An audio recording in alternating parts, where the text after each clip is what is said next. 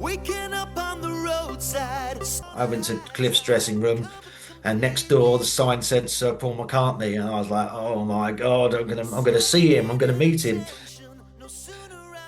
And then next door, the other side was like Tom Jones, and then Elton John and Ed Sheeran. I think just started. He was there. Gary Barlow, Kylie Minogue, Robbie Williams, everyone, anyone and everyone you can think of. Well, it's an album. It's a compilation album. It's called 10, and it's made up of my career over the last 10 years. 10 years ago, June 2015, I released my debut album, my eponymous debut album, Michael Armstrong, and I've released 4 albums, I think, since then. Yeah, 4 albums, including that one, and a variety of singles. And it just seemed like a good time to celebrate that achievement and to look back over what I'd done over those last 10 years. I think as a recording artist, you spend so long um, working on those albums, writing the songs, then recording the songs and trying to perfect them, and then mixing them. That by the time you send them out to DJs like you, I'm sick of them, to be honest, and I've moved on to the next project. Um, so you don't listen to them again. So it's really nice, particularly like the first 2 albums, to go back and listen to those. And I chose 3 songs off of each of the albums, and that was fun doing that, trying to choose sort of fans' favourites, the ones that were hits, and 1 or 2 obscure ones, just like album tracks that I really love, that I'm really proud of. So it was a really lovely exercise, and I think it's made for a nice collection. Great. We might as well be honest, and I'll tell the truth that we actually recorded this interview yesterday, and I accidentally forgot to press the record button. But one of the good things about that is I found out that I have at least one thing in common with the late great Terry Wogan, which is he was a fan of your music, and so am I. So tell us a little bit about your encounter with Terry.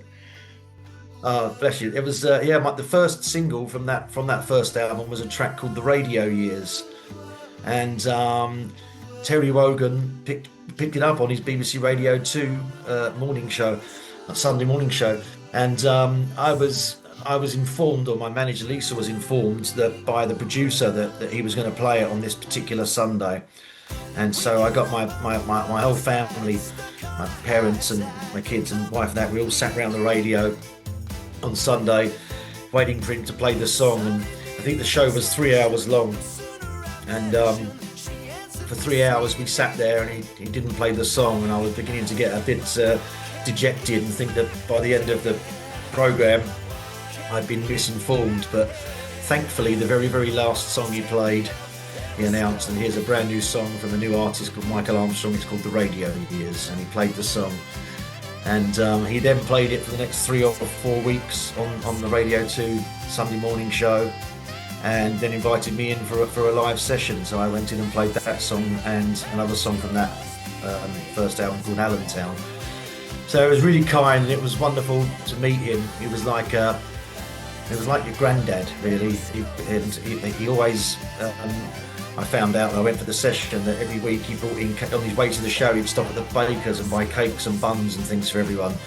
So he was really kind like that, and he was very, very, just a real honour to meet the legend. Can I drop another name in there on your behalf? Go ahead. Paul McCartney. Paul McCartney, yeah, my hero. Paul McCartney's the reason I picked up a guitar or started to play the piano, and the reason I wanted to write songs, and just been my hero, still is. He's written most of my favourite songs, and you never, you shouldn't really ever get to meet a Beatle or someone like Paul McCartney. He's probably the most famous person in the world, and I include presidents and queens in that. Um, but I did. I was lucky enough in 2012, when I just started working on that first album. I was working with Cliff Richard actually at the Queen's Jubilee concert, and every star imaginable was at that concert, and there was one big kind of marquee dressing room area that was just curtained off, and literally I went to Cliff's dressing room, and next door the sign said Sir Paul McCartney, and I was like, oh my God, I'm gonna see him, I'm gonna meet him. And then next door, the other side was like Tom Jones and Ed Sheeran, I think just started. He was there. Gary Barlow, Kylie Minogue, Robbie Williams, everyone, anyone and everyone you can think of. And I saw that Paul McCartney was, I had the list of sound checks, and Paul McCartney was sound checking, I think, the following morning. And so I made sure I got to the Buckingham Palace very early with my accreditation passed, and then I went and I watched Paul McCartney's sound check. It was me, Lisa, and a couple of sweeper uppers, um, and I just sang my heart out to him, you know. And he could see me. He was looking at me, and when he came off stage, he came straight over to me and said, "Oh, hi, I'm Paul." Like, yeah, I know.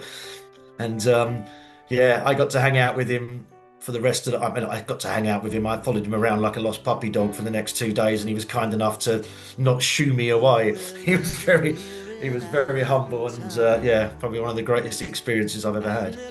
The thing that impresses me about him, and it's really been through his entire career, is wherever he goes and whatever he does, he seems to me, I only know him through seeing him in interviews and stuff, it seems to me he is himself. He doesn't seem to be anyone other than who he is in a very charismatic way, but also in a very down-to-earth way. Am I right about that?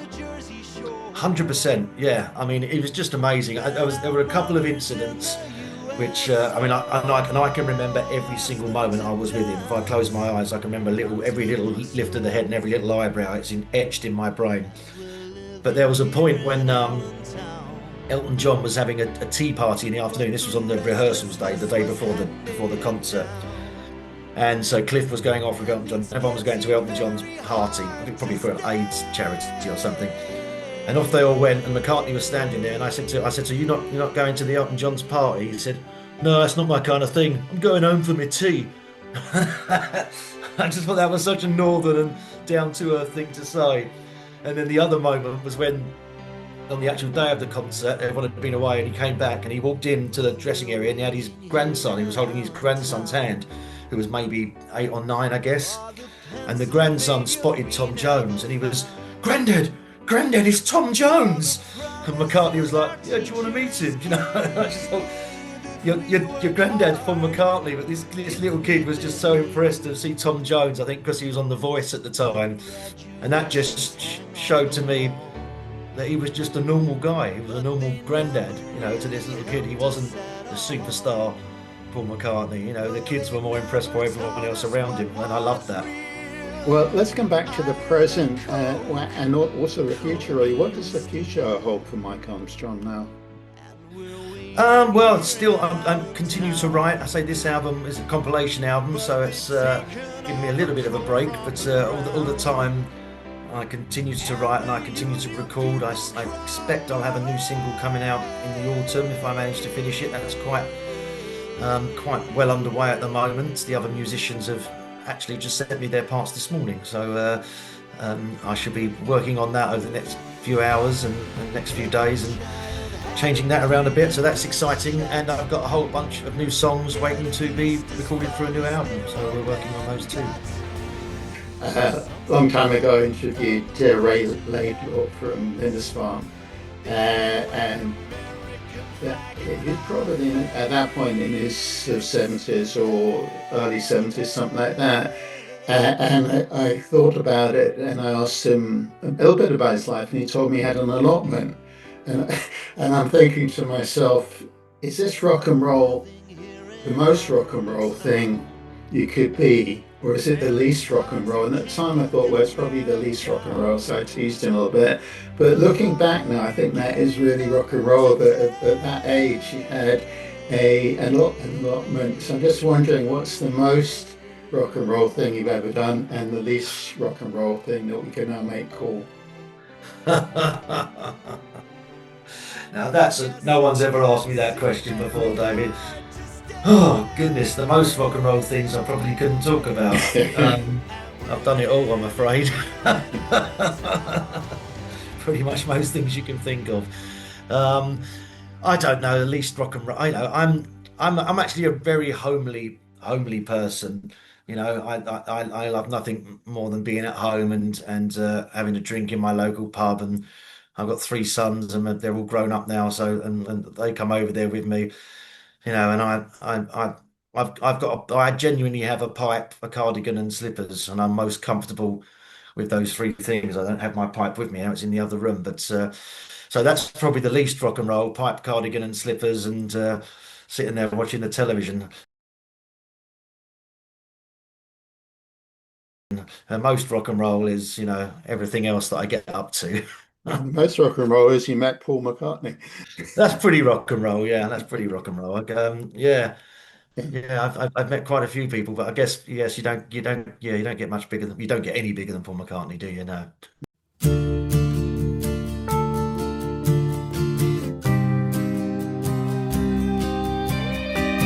My next guest went from managing his family business to singing in front of the Queen. Good morning. Good morning. I'm covered in hummus. Here's the new record, Michael Armstrong, The Radio Years. And I figured she was either in the music business or a serial groupie, and either way it was worth getting to know her better. It's the longest love affair there's ever gonna be. Michael Armstrong, hugely anticipated because this guy's seriously good. Looking at you, I believe together we will get through. And then McCartney is, you know, is my hero. To meet him and to get to hang out with him and sing with him was just made everything worth it. I'm not sure I could ever top that, you know. You may well have heard Michael performing on Michael Ball's show in July, or even on Good Morning Sunday last month. I love the songs of Paul McCartney, of Bob Dylan. She touches my face, she mutters a curse. I reach into her bag and I steal her purse. And I just didn't want to be on my deathbed and have any regrets. This is my quest to follow that star. Michael Armstrong, del cantautor británico. Joining us Michael on the Armstrong. line now is Michael Armstrong. There's Michael Armstrong is here. Michael Armstrong. Michael Armstrong. Michael Armstrong, welcome to the Michael show. Armstrong, hello, Michael.